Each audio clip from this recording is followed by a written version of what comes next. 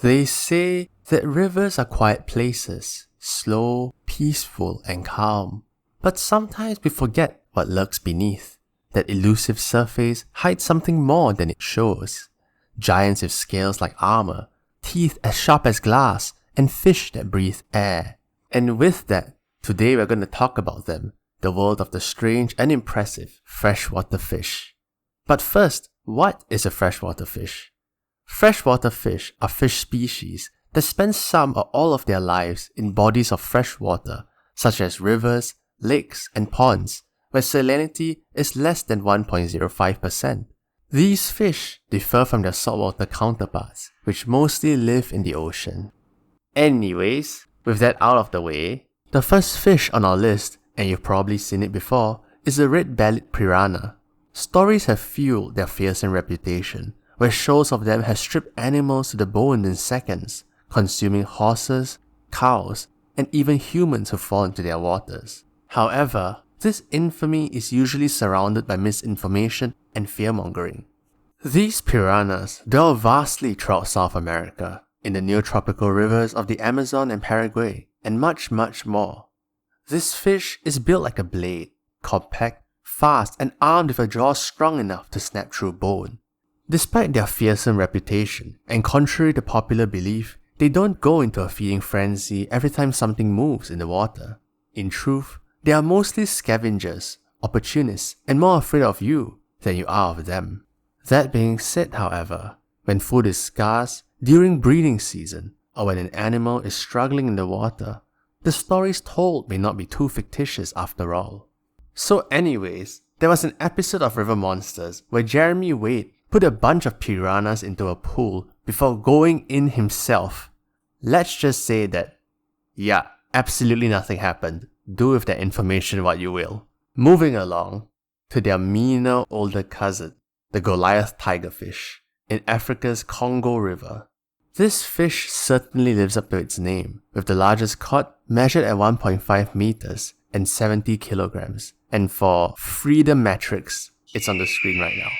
Continuing on, armed with a mouthful of 32-inch long, dagger-like teeth, this fish is said to devour everything, from small crocodilians to other small fishes.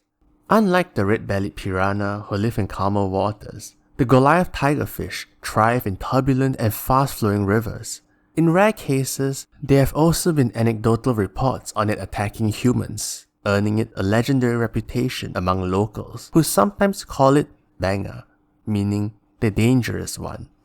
So, I have seen this fish in an aquarium before, and here's the photo I took of it.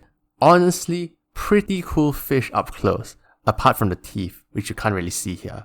But anyways, don't really want to get anywhere close to it in the water. Next up, we have one of my favorites, the alligator gar.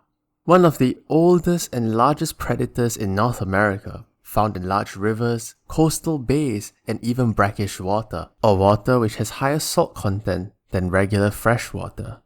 Growing over 2 meters and 300 kilograms, some records show that this fish can live up to 50 years in the wild. It has a broad toothy snout, complete with 2 rows of sharp conical teeth, resembling an alligator. Its body is covered with ganoid scales, thick, diamond-shaped enamel-coated plates that are so tough, bullets are known to ricochet off them. They are mostly ambush predators and feed on fish, turtles, birds, and even small mammals. And because they can breathe both air and water, they can survive in most oxygen-poor environments that would kill most other species. Alligator gars, or gars in general, are not aggressive to humans, but their prehistoric look and sheer size have made them the subject of myth and exaggeration. With a lineage that stretches back over 100 million years, unchanged since the times of the dinosaurs, they've outlived extinction events and ice ages, and are still thriving in their respective ecosystems today. Alright, unlike the Goliath tigerfish, seeing an alligator gar in an aquarium isn't exactly rare, but unfortunately I can't find a picture that I personally took of it. But trust me, it's still a very cool fish, and really big. Alligator looking and stuff. Yeah, very cool. Anyways, next up, the gar's long lost cousin, the sturgeon. Yet another prehistoric fish with its lineage tracing back over 200 million years. There are 27 species globally, and they are found in rivers and lakes across North America, Europe, and Asia, with some being able to move between freshwater and saltwater. These fish are well known for their size and longevity, with most species being able to live over 100 years. The beluga sturgeon, in particular, grows over 6 meters and weighs over 90 kilograms, making it one of the largest freshwater fishes in the world. Sturgeons have a toothless mouth on the underside of their snout, which extend downward like a vacuum to suck up any prey from the riverbed. At the front of their mouth are 4 barbels, which are whisker-like organs that they use to detect food in the water since they have no teeth and poor eyesight, with its primary prey being invertebrates, mollusks, crustaceans, and even small fish. And now, on to the most controversial part of the sturgeon: exploitation by humans. Over 85% of sturgeon species are endangered, making them one of the most threatened groups of animals on the planet. Caviar, which is unfertilized sturgeon eggs, is their primary cause of their decline, with the beluga sturgeons selling for thousands of dollars. On another note, despite their large size, sturgeons are not dangerous to humans at all. With that being said, however, there are rare cases where their sheer size and strength have injured boaters in cases of accidental collisions. Now for sturgeons, here are some which I have seen, some being 2. Impressively massive in size, but still won't get in the water with them. They might be harmless, but honestly, big fish equals scary. The next one might surprise you, since this video isn't about ocean fish, but it's the bull shark. Out of over 500 species of sharks, few can survive in freshwater, but the bull shark is by far the most infamous of the bunch.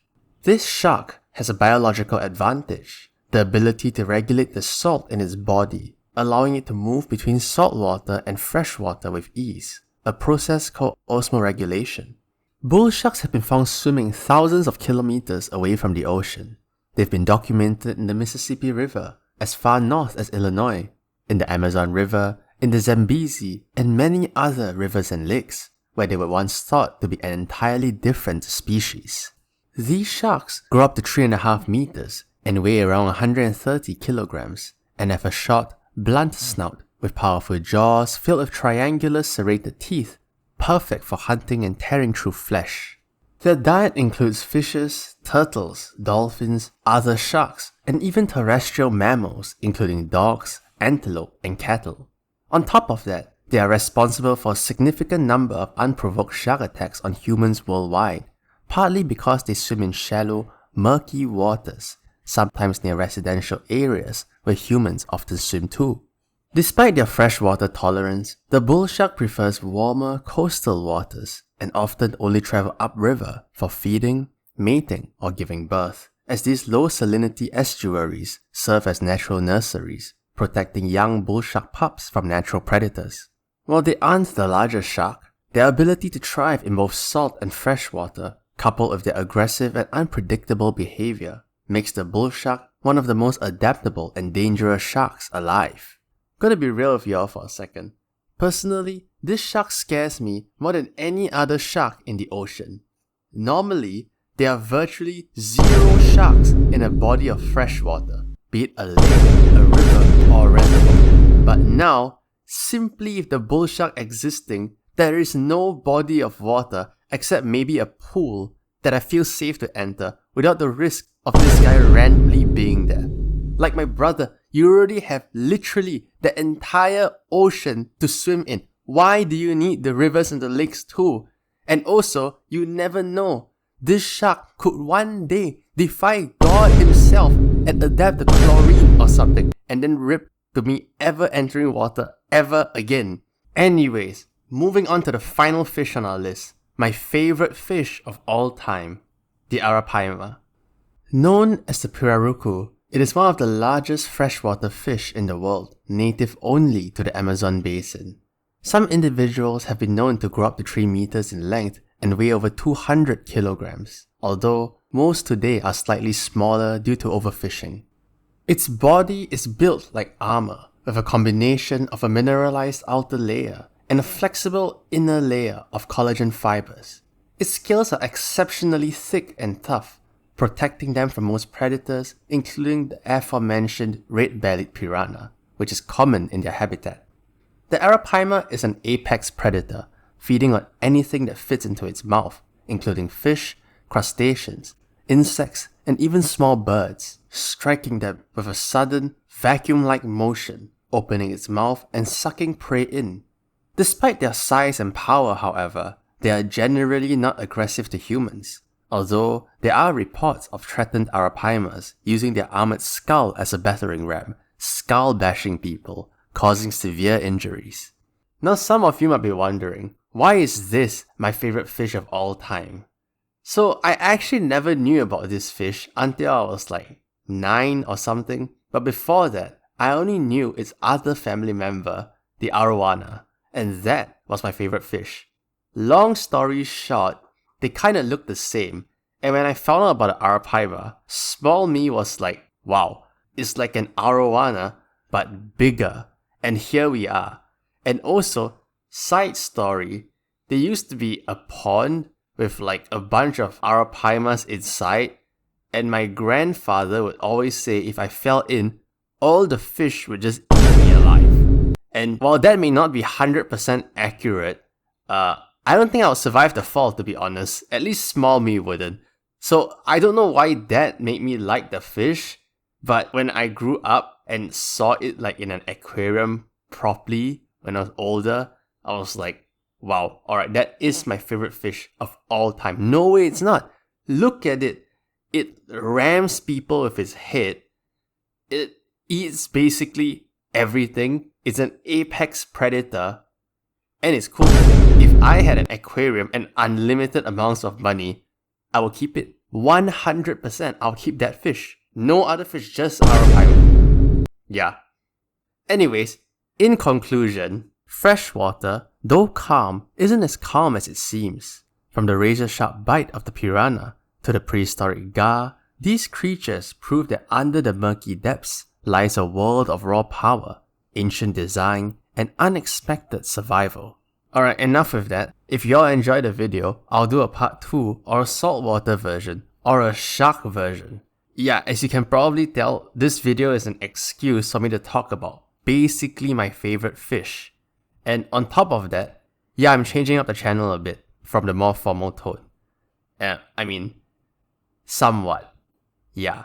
Contrary to popular belief, I'm indeed not using AI. I know it's crazy. Anyways, any feedback will be appreciated. And videos like once or twice a week, something like that. On that note, thank you for watching.